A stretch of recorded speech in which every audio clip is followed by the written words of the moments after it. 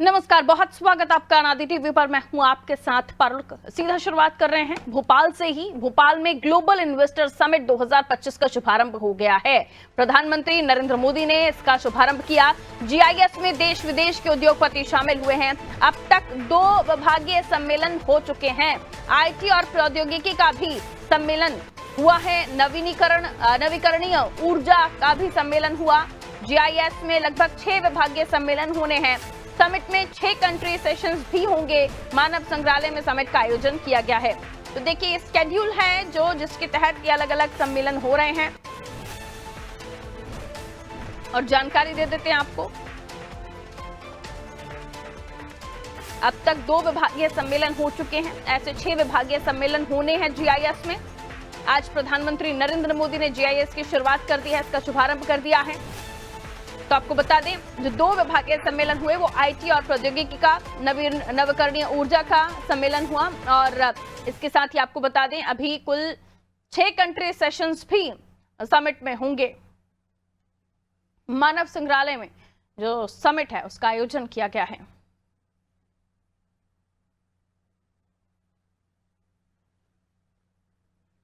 तो एमपी सरकार का निवेश पर फोकस है और ये निवेश का महाकुंभ है जो मध्य प्रदेश में राजधानी में आयोजित किया गया है। हर जगह आप देखें तो साज सज्जा के साथ भोपाल की तस्वीर बदल गई है।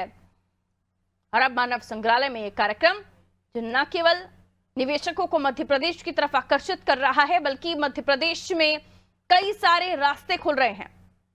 और इसी को लेकर प्रधानमंत्री नरेंद्र मोदी ने जब अपनी बात रखी, तालियों से गुंजायमान उठा ये पूरा कार्यक्रम स्थल। और चलिए मानव संग्रहालय सीधा लिए चलते हैं आपको, जहां ब्रजेश चौकसी जी हमारे ब्यूरो हमारे साथ जुड़े हुए हैं। ब्रजेश जी, आज कार्यक्रम का शुभारंभ हो गया जीआईएस, जिसका बहुत समय से इंतजार था, बहुत समय से तैयारियां चल रही थी और अब बताया जा रहा है कि अलग अलग सम्मेलन आयोजित हो रहे हैं। इसमें आईटी प्रौद्योगिकी और नवीकरणीय ऊर्जा का सम्मेलन हो चुका है। ऐसा बताया जा रहा है कि 6 इस तरीके के सम्मेलन होने हैं। इन सम्मेलनों की खास बातें क्या है और अब तक के कार्यक्रम में आपने क्या खास बातें नोटिस की? जी, निश्चित तौर पर पारो, आप देख सकते हैं कि इसमें बहुत सारा खास है। तो हम कह सकते हैं हर इवेंट में कुछ न कुछ खास है। ऊर्जा के क्षेत्र की बात करें, प्रधानमंत्री ने जिस तरह से शुभारंभ किया, उसमें मुख्यमंत्री डॉक्टर मोहन यादव की तारीफ की। उन्होंने ग्लोबल इन्वेस्टर समिट को लेकर कहा कि ये बहुत बड़ा आयोजन है। साथ साथ एक चीज से 2 निशाने भी कर गए प्रधानमंत्री, कांग्रेस पर भी निशाना साध गए। उन्होंने कहा कि पहले मध्य प्रदेश की कानून व्यवस्था ठीक नहीं थी, यहाँ पे पानी की समस्या थी, सड़कों की समस्या थी, किस तरह से बदहाल स्थिति थी जिससे उद्योगपति नहीं आते थे। लेकिन अब टॉप 5 में मध्य प्रदेश का नाम शुमार है। मध्य प्रदेश में किस तरह से काम हो रहे हैं, सड़कों को आप देख लीजिए, चाहे ऊर्जा के क्षेत्र में बात कर लीजिए, मिनरल बड़ी संख्या में यहाँ पर है और आपको वहाँ पे सुविधाएं बहुत अच्छी हैं। किस तरह से हाईवे से जुड़ा हुआ है, ये सही मौका है जब आप मध्य प्रदेश में निवेश कर सकते हैं। और आपने जो कहा कि नवीनीकरण क्षेत्र में, ऊर्जा के क्षेत्र में बहुत सारी संभावना है। आप देखिए कि यहाँ लगातार उस क्षेत्र में काम किया जा रहा है। चाहे ऊर्जा के क्षेत्र की हम बात करें और नए नए उद्योग किस तरह से लगे हैं, 67 जो उद्योगपतियों से बनती हुई सीधे चर्चा की मुख्यमंत्री ने। और इसके साथ साथ एक एक सत्र में हर उद्योगपति को कि मध्य प्रदेश में किस तरह से उद्योग लगाया जाए, किस तरह से आप निवेश कर सकते हैं और मध्य प्रदेश शासन आपकी क्या मदद करता है, सीधे संवाद किया जा रहा है अधिकारियों के द्वारा, मुख्यमंत्री के द्वारा। तो इसका फायदा है, एक तरह से फायदा है। जिस तरह से हमने उद्योगपतियों से बात की, उन्होंने एक उत्साह है कि मध्य प्रदेश में निवेश करने के लिए, मध्य प्रदेश की स्थिति को लेकर, क्या मध्य प्रदेश में ऐसी व्यवस्था है, सड़क के मध्य में है मध्य प्रदेश, तो यहाँ हम निवेश करेंगे तो उनको आसपास के राज्यों में निर्यात करने में आसानी होगी। और यदि कोई माल आयात करना है उनको तो उसके लिए भी उनके लिए आसानी होगी। तो जो हर क्षेत्र में किस तरह से काम हो, नवीनीकरण के क्षेत्र में सरकार सब्सिडी की सब वादा किया है कि वो लगातार सब्सिडी देगी आपको, चाहे आपको भूमि के मामले में हो, चाहे आर्थिक रूप से मदद हो।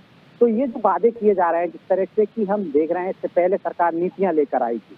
नीति इसलिए लेकर आई थी कि ताकि उद्योगपतियों को यदि किसी में संशय है तो हम आपको लिखित एक पत्र दे रहे हैं कि देखिए हम आपके साथ अनुबंध कर रहे हैं, ये नीति लेकर आए। इस नीति के अनुसार मध्य प्रदेश सरकार काम करेगी। चाहे ऊर्जा के क्षेत्र में नीति लेकर आए हों, चाहे पर्यटन के क्षेत्र में नीति लेकर आए हों, चाहे फिल्म के क्षेत्र में नीति लेकर आए हो, तो सीधे सीधे प्रावधान किए कि आपको 40 लाख से लेकर हम 10 करोड़ तक की रियायतें क्यों देंगे, आपको अनुदान क्यों देंगे, मध्य प्रदेश के लिए आप क्या करेंगे, तो आपको क्यों अनुदान दिया जाएगा। यदि फिल्म की बात करें तो यदि आप यहाँ पर शूटिंग करते हैं 75%, तो आपको 10% अतिरिक्त अनुदान दिया जाएगा। मध्य प्रदेश की महिलाओं को लेकर, युवाओं को लेकर, यहाँ की जो बोलियां हैं उनको लेकर, संस्कृति को लेकर यदि आप कोई फिल्म बनाओगे तो आपको, यदि वेब सीरीज बनाओगे तो आपको अलग से अनुदान दिया जाएगा। इसी तरह से हर क्षेत्र में, हर नीति में ये प्रावधान किया गया है, उसकी झलक यहाँ देखने को मिली है। उद्योगपतियों के सामने वो नीतियां रखी गई हैं कि देखिए मध्य प्रदेश सरकार पहले से एक नीति लेकर आई है, लिखित कागज में है, ये उसका अनुबंध है कि वो उस नीति के तहत काम कराना चाहता है। इस नीति में आपको कितनी सारी रियायतें दी, तो निश्चित तौर से उन नीतियों को देखने के बाद उद्योगपतियों में हमने देखा हर्ष की लहर थी